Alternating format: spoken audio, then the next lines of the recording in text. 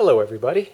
The free service maintenance on my Mercedes E350 with the M276 V6 engine recently expired, so now I'm tackling the oil changes myself. So I pulled the engine cover off, and this is the first time I've ever removed the cover. Well, this tab was broken. It either broke when I took the cover off, or it was already broken previously by a technician at my local dealer.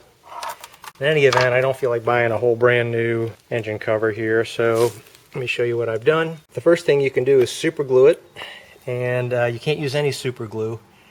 So this one happens to be for plastics. It's a two-part bonding system with an activator and glue. Seems to work pretty well, but I'm not sure how well it's going to hold up under high temperature. So I've glued the broken mounting tab to the cover, and then I've also drilled 3 holes in the tab as well as 6 holes in the cover, and I've used some stainless steel baling wire.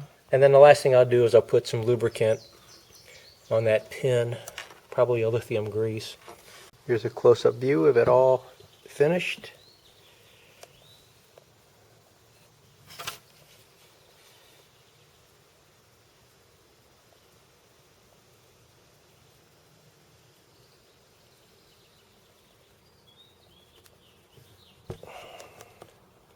But there you go, that's a simple fix.